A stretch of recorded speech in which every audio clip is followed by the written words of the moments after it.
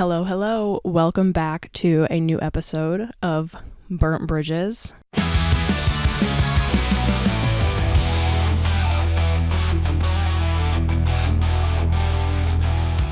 I would like to start this episode by saying happy damn new year. It's 2025, guys. That is insane to me.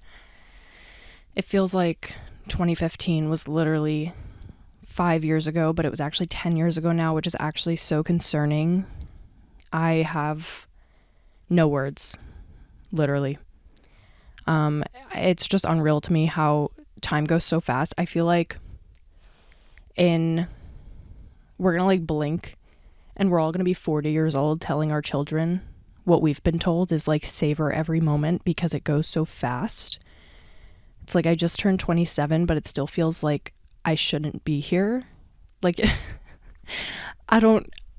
that's not really exactly what I mean. Like, I shouldn't be here, but like, I don't know. It just doesn't feel like I'm 27 just yet. It's a little too close to 30. And I know I'm still very young, okay? But it just doesn't feel that way to me, okay? Every single year, I'm like, what the hell is going on? And why am I getting old? Like, what is actually happening? But whatever. I mean, we're here. It's 2025. Things are happening. A lot of things are happening, okay? Also, for my video listeners, my visual people, I decided to ditch the tapestry, okay? It was just giving frat. It was giving sorority. It was giving like, I take it down and put it up every time I film, and I'm like, it's just a little too much, okay? I have to get on my bed. I'm sweating profusely. And then I'm like, wow, I just did all that for it to not look good. So, we're going to be in the red room today. Literally, the red room. It's very red and daunting, and I hate it, but I'm going to paint it soon, hopefully. Thinking about painting it. That is a thought in my brain, so don't judge me, all right? If you do, I actually don't really care anyway, but I want to start this episode off by talking about the obvious thing that's happening in the world right now, or the United States, I should say, and that is the Tik Tok ban. All right, what the hell is going on? I'm in excruciating pain because of it. Not actually. I mean, I'm just like really confused, and I think I'm not the only person that's like extremely confused, you know? I think we're all just like sitting in this weird purgatory area where we have no idea what's going on. And I will say, as of right now, it is 9:30 p.m. on January 18th. Let's document this, actually. Yeah, it is 9:30 p.m. on January 18th. And there was news tonight that the TikTok ban was going to happen at 8:30. And I watched the clock tick down, all right? I was sitting on TikTok at 8:30 and nothing happened. All right, so what's going on? All right, why are people coming out of the woodwork saying, oh, I know some people from TikTok, they got the email that it's happening at 8:30 tonight. I'm like, well, I thought we had until midnight. But then the 8:30 thing didn't happen, so I'm not really sure what's going on. But I mean, the White House basically released a statement saying that TikTok is going to pull this little stunt, and said that they see no reason for TikTok or any other companies to take action before the Trump administration takes office. TikTok should take up any concerns with the team, with the Trump administration. And to me, I think it's more so like, I think it's really just going to go down. We're going to go dark tomorrow, as in like Sunday the 19th, and then it'll be back, you know, it'll be back in a few days. Like, we're gonna extend this a little bit. I think like the thing that confuses me the most right now is that like the TikTok shop is just like still going. We're still running, you know? Like, I can still buy something off the TikTok shop right now, which is insane to me because I'm like, well, how is it going to get to me if we're going dark in a few hours? You know, and it just makes me feel really bad for all of the people that create a business on this app and like literally created their life around it and their career, and now it's like, wow, you have to like start over someplace else. And I don't know, I guess for me, like TikTok was honestly, like I remember when we were all joining the app, but we never wanted to tell people that we were joining the app. And then like it was almost embarrassing to say that like, oh, I post videos on TikTok, or I do this on TikTok, or I dance on TikTok, or I whatever on TikTok. And now like everyone obviously got over that 5 years later or whatever. Or wow, like 6 years, I don't even know, but everyone kind of got over that, and it became like such a huge part of people's lives, and I just think that's really incredible. But just to take it away, man, that just feels like, come on, communism, all right? Like, why are you taking away my freedom of speech? It's just, I don't agree with it at all. I feel like it's just wrong in so many ways. But going back to like the TikTok shop, like the people posting are like, oh, since TikTok is going away, we're basically giving this stuff away for free. And you like click on it and like the thing is like $4. And I'm like, but I want to get it. But like, am I actually going to get it if I purchase it right now? Probably not. So not really sure what to do about that. I won't be purchasing from the TikTok shop until I know for sure we're staying and we're here. But we'll see. Overall, I think like if it does fully get banned, like my attention span will grow. I think our generation has now gotten so used to really, really short form content, where like we used to ingest like full YouTube videos that were like 15, 30, 45 minutes. And I still do. I'm a long form content kind of girly, but I notice myself like if there's a really long TikTok or it's like 10 minutes long, I'm in 2 times speed sitting there watching, because my brain can't compute something that's going so slow that I need to get to the plot line. I need to get to the climax at a really fast pace.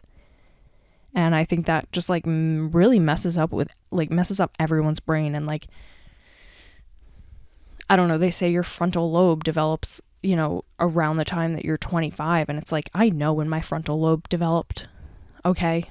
And you know when other people's frontal lobes develop, you know, sometimes you look at people and you're like, I just can't wait until their frontal lobe develops and they know what they're saying, and they just, you know, they just grow up. But I mean, for all these young people and their teenagers just eating this up, like eating up this short form content every day for hours a day, it's like, wow, that has got to be doing something for our brain, like something not good for our brain. But regardless, I have learned so much from that app, so I can't really say much. But yeah, it just really can't. It can't be good for us, because I notice it in myself that like I can't pay attention for as long as I used to be able to, and that just might be like social media in general. But TikTok has definitely done that. And I mean, luckily we do have like the longer form content on TikTok now, whereas like it's literally started with 15 seconds. But regardless, it's just, I don't know, can't be good. Okay, everyone is coming out with secrets on TikTok, like things that they went viral for that was actually just like faked, or it was like a stunt and they went viral, and now they have made a career out of TikTok because of it, and they're coming out saying that it was fake. That's insane to me. I feel like I'm someone who like would straight up, like after I went viral, said, hey guys, like I love you guys, thank you for making me viral, but like this was a skit, this was not real. I don't know, I just don't know if I can carry on a lie that long, to be honest. I'm quite an honest person, and I think that would eat me up alive at night and I'd never be able to sleep. But some of these people really just like carried it on. But then again, I can't say anything, because if I went viral and was getting thousands upon millions of views and likes, and everyone was like eating my shit up, like I think I would probably maybe also ride the wave for a little bit and see what happens. But I don't know.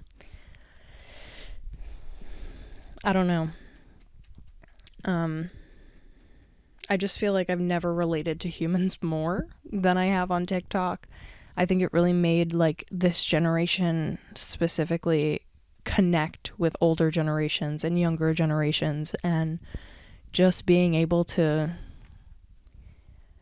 share our wins and our losses and being able to cry and laugh, and it's just like the most beautiful thing to me. All right.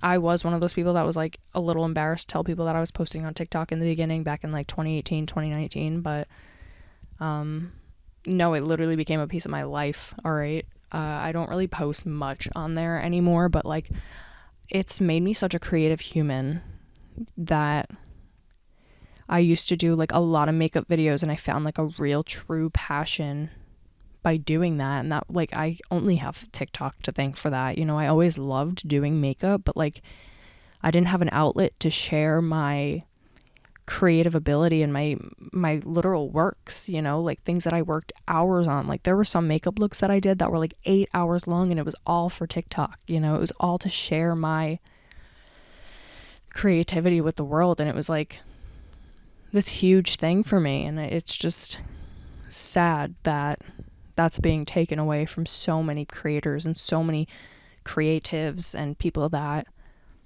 you know, really do just don't do it for the money, don't do it for the clout and the fame and the whatever, but really just do it because in the beginning they loved it, and they ended up building a career out of it. And I think that's like, honestly, literally just like so amazing. But it sucks. It does suck that it's going away, but there's not much we can do about it. I mean, what are we going to do? I mean, we do outnumber the government, so not really sure. I don't think I'm going to say more about that. But yeah, we do outnumber the government. Anyway, I moved over to Red Note. I'm on Red Note, actively on Red Note as a TikTok refugee, and I love them, okay? I love the people from China, okay? They're so welcoming. They're teaching me Mandarin, Wachao. Holy shit. That's what it means. I mean, every single thing I learned on there is like some form of like a swear word or like a slay. Can't really retain the information yet, but have been learning. Okay. I just think this app shows us, if I will say, that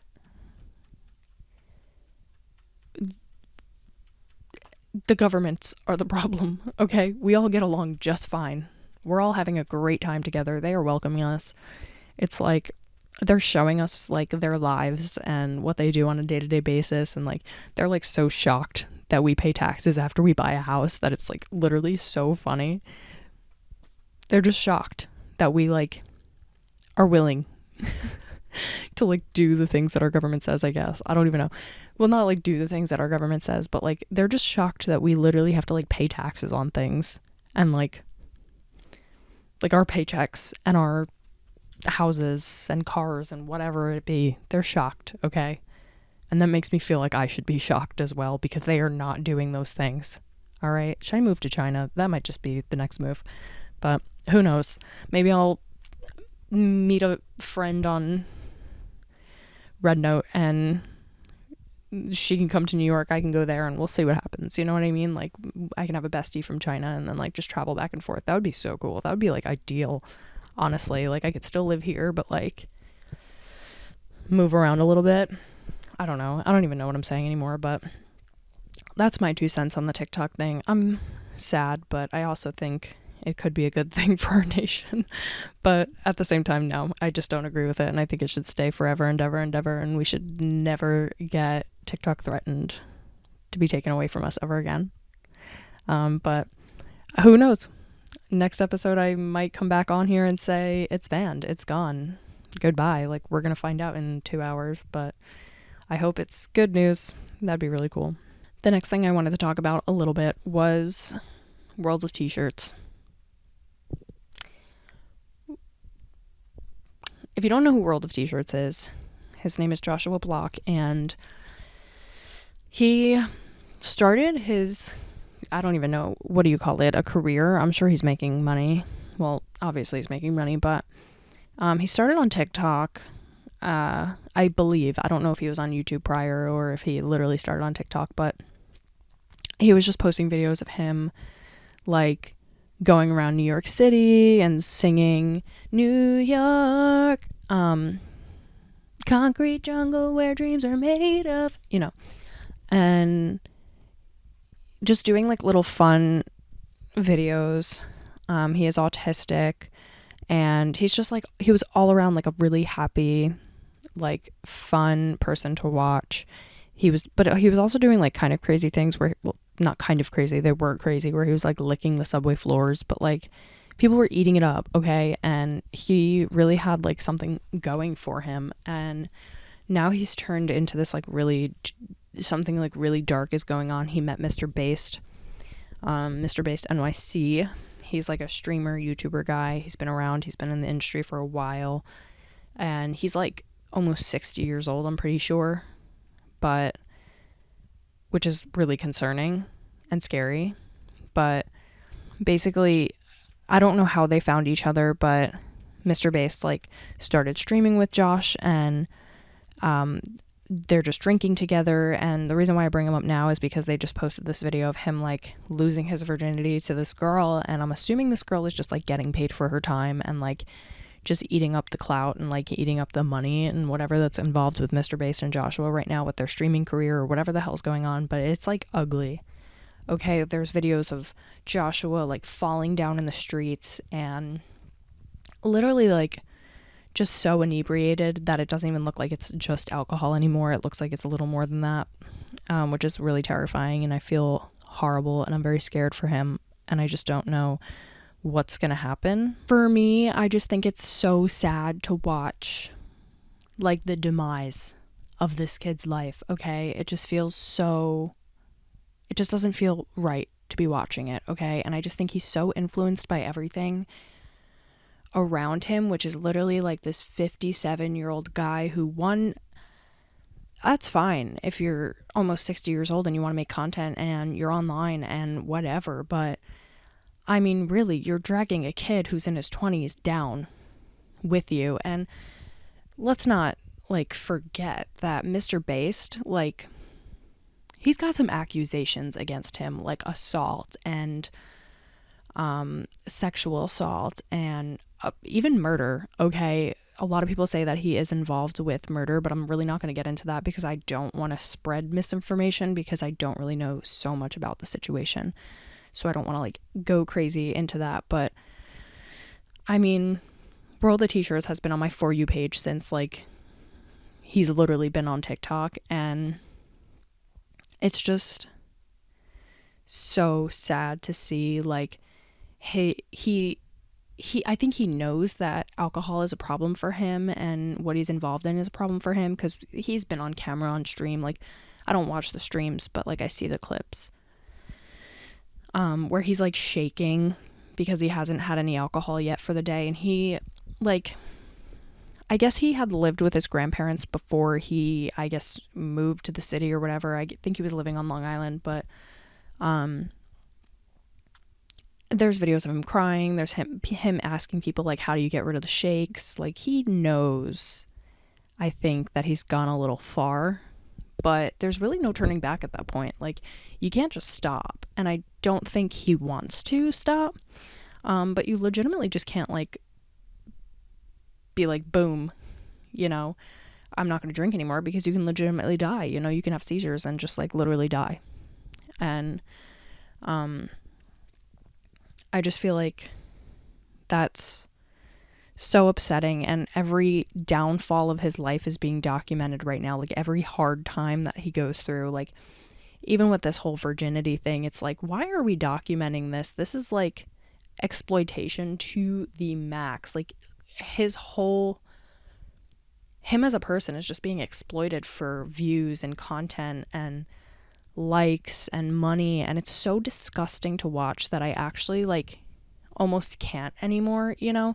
Like, there were a few videos in the beginning where like, oh, it's like Josh gets drunk, like, and it's like funny, he's having fun, and then he just started meeting people that were bad people, and he started getting surrounded by people that just were not good people at all, and just putting him in the wrong direction and making him drink more for views and making him drink more for a video, and like, let's see how drunk we can get Josh tonight so that, you know, we can document it and it'll be so funny. But it's like, there comes a point where it's cutesy and fun in the beginning, and then it becomes like a literal problem, like a legitimate problem, which it is right now. And I just, it's a really hard watch, and I can't really watch any of it because like, even these girls that are involved in the videos, like, they're just like laughing along and having fun, and it's like, you know why you're there, girl.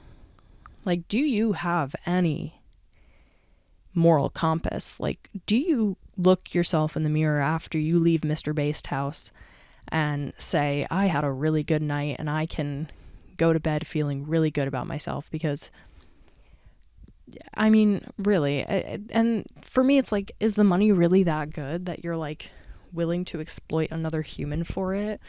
And I mean, really, that's like what a lot of I won't say a lot, but like a lot of creators do nowadays, is like exploit other people for views and money. But this is like a case where it's like legitimately terrifying, because you look at people that have gone down this route, who are so influenced by another person that they lose all self of their self, and do everything that the other person is telling them to do, and then they end up in a really serious situation, or they die. And I hope that's not the case. I hope someone, if it gets even worse than it is, like, it's already bad, but if it gets even worse, I really just hope someone steps in and just grabs Josh out of that situation, throws him into a rehab, and says, you're gonna get clean. Obviously willingly. You can't just take someone, drop them off in a rehab and be like, have fun for 30 days. But I really hope someone steps in. And I know his grandparents kind of maybe know what's going on. I've heard like some phone calls with them, and it just seems like they want him to come back and, you know, live a normal life and not be like exploited for literal money and views. But I don't know. It's a really hard watch. It's really sad. And I can't really watch it anymore, because it's just like, wow, this is not who Joshua Block was ever. But yeah, I don't know. Next thing I wanted to talk to you about today is the thing that's going on with Wendy Williams. Okay, I had watched her documentary on, I believe it was Lifetime, a few months back, and that was a hard watch. Okay, that was really hard. She was struggling so badly with alcoholism, and obviously people are saying that she has like dementia, which I haven't fact checked, but I'm pretty sure she has dementia. And that was like a really hard documentary to watch, because you can just tell her mind was like completely gone. Like, obviously she doesn't look physically well, but that comes with like the diseases she has. Like, everyone thinks like her bug eyes, that sounds horrible, but like her eyes coming out of her head is like something that like is like a drug thing or whatever, but it's literally Graves' disease, and that's what happens when you have Graves' disease. So it's something she's open and honest about. But she recently within like the past few days, called into the Breakfast Club to say that she's being held in a conservatorship against her will. She's in a facility in Florida against her will, away from her family. She only gets like $15 allowance. I don't know if that's per week, per day, per what, but she said she feels like she's in this like luxury prison. I don't even know if she used the term luxury. I'm pretty sure she did, but whoever's running the conservatorship just like got rid of her cats without her knowledge. She also had like a call with Don Lemon, and one thing I will say, and I find it very strange, is how competent she sounds on these phone calls, which, when you have a disease like dementia, I feel like you do have good days and bad days, especially if you're like in early stages or you haven't fully developed like the full disease of dementia. Okay, like, you still know who people are, and like you still like kind of know what's going on in your surroundings, and then like one day, that could be one day, and then the next day you have no idea where you are, what's going on, like what you're wearing, like whatever. And like completely spacey, but these phone calls were like almost a little eerie to me, because I was like, how does she sound like the real Wendy Williams? And I am not a Wendy Williams fan. I never will be, never was. I think she's not the greatest human being in the world. I think she made a living off of putting down other people and like calling people ugly and just like taking people's image, like taking people's literal physical image, and just bringing them down to make, like, to literally get views and make people laugh. But there comes a point where it's like, okay, if the other person's in on it, fine, you know, make the little jokey joke. But to me, Wendy Williams' career was built off of just shaming other people, and I just don't agree with that at all. So I was never a fan of her. I never will be. Obviously there's no really will to be happen, because she's just not Wendy Williams anymore. She is, but she'll never have a show again for sure. At least I don't think she will. But so many people are saying, like, get her back in the chair, and I'm like, that is not what we need. 1, 2, I still don't think she's completely competent to do that, you know. The documentary said it, like, showed that very well, that, like, yes, she might have good days and bad days, but, like, her alcoholism and her mental health and the dementia and whatever, like, really shined through in that documentary, and it's really sad to watch. And I do recommend watching it, but girl cannot get back in that chair, okay? But she basically went on, like, called into the Breakfast Club saying all this stuff, and I'm just, like, really confused on why she did sound competent. Like, she knew that she was in a facility, she knew that she was in a conservatorship, that, like, things were being taken away from her. She can't go and see her 94-year-old father on his birthday, and she said, like, I want to see him on his 94th birthday because I don't know if he has the next day in him, you know. Like, he's obviously 94, he's not going to be around much longer. I mean, people live till whatever in their hundreds, but, like, that's not a lot of time left. So, like, she's just using that, and I get that. It's just like, and a lot of people are comparing it to Britney Spears, but I just don't know that's exactly the extent. Like, obviously, I don't believe that conservatorships and doing things against your will is the best way to get people to, like, be better mentally. Like, I don't think keeping them away from their family and only giving them a certain amount of money, like, obviously Wendy Williams is rich, and to only have $15 a week or a day or whatever it is, like, is actually insane, and she is entitled to her money. And if she wants to buy herself a new purse, even when she's, like, in a facility, she should be able to. But I just don't think it's, like, obviously no conservatorship is ever going to be the same, but I just wouldn't really compare it to Britney, especially, like, you know, Britney didn't have dementia. Britney didn't, obviously she had a lot of mental health issues, and I'm a Britney stan, by the way, but it just wasn't, it's a lot different.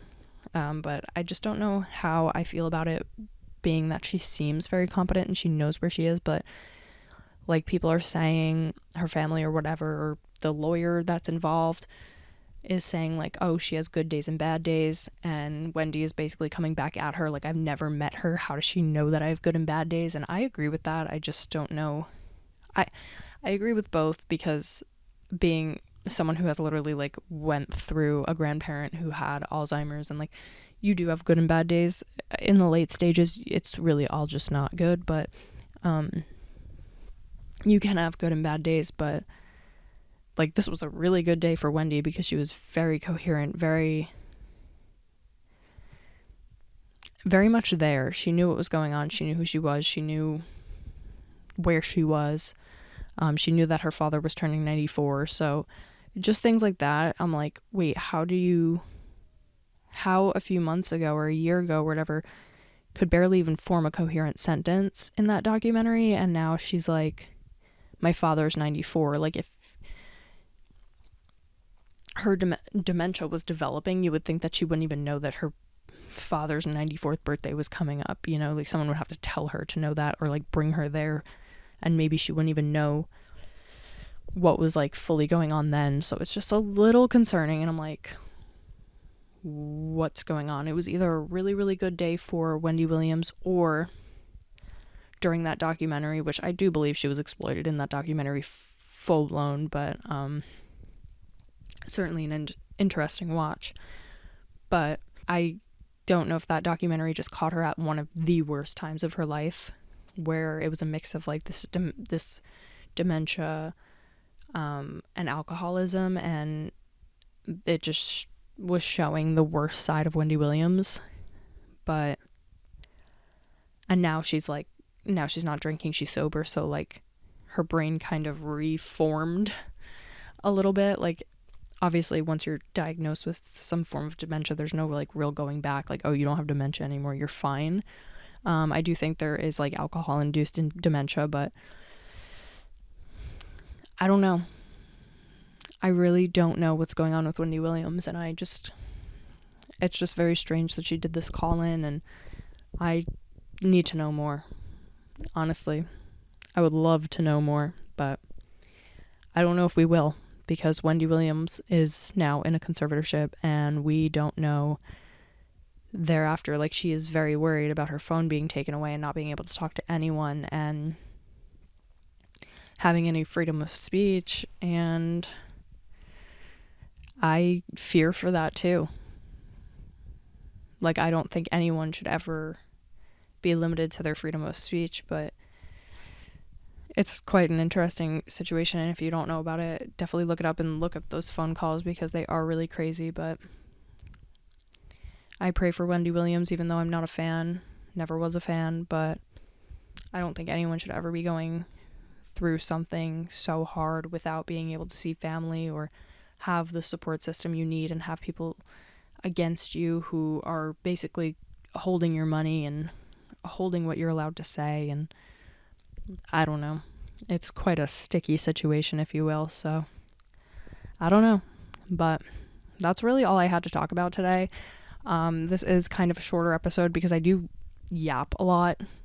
I get to yapping, and I kind of do want to get to my points a little sooner. I do, okay? But I got a mouth on me, all right? And I like to yap. So I did want to keep this one a little short and sweet. It's like the new year, new episode, whatever. But yeah, those are my things. I mean, there's some crazy stuff happening, and as of like literally 20 minutes ago, I got the notification on my TikTok app that they are in fact going to be starting the ban tomorrow on the 19th, which this will probably be posted on the 19th. So goodbye to TikTok. Just posted my last one for now. I think it will be back in a few days though, and we'll have an extension on it. So I wouldn't worry too much yet. You'll get to scrolling soon. If not, find me on Red Note at It's Amanda Smith. I'm learning Mandarin over there. I'm having so much fun. Everyone's so nice and I love it there, but yeah, we'll see. We'll literally see what happens. I don't know. But I mean, we walked away from a million apps as someone my age. Like, we walked away from AOL. We walked away from, at some point we did walk away from Facebook. I'm back on Facebook, but also thinking about banning the Meta apps for now, because all of the people that invested in it, I want to see the stock go down, and I want to see them lose their money, okay? Because we do not deserve this. But I don't know. We walked away from so many apps like AIM, AOL, MySpace. What else? What am I missing? Literally, I don't know. But we walked away from those. But the difference between that is we walked away from those, and this is one is being taken away from us. So I'm not really sure what to think. But yeah, I don't know. We will see, guys. And I guess we'll get the full update on the next episode from Burnt Bridges. But yeah, thanks for tuning in. Thanks for listening. Thanks for watching if you're here as a visual listener. And I will see you guys and talk to you guys, I should say, on the next episode. Bye.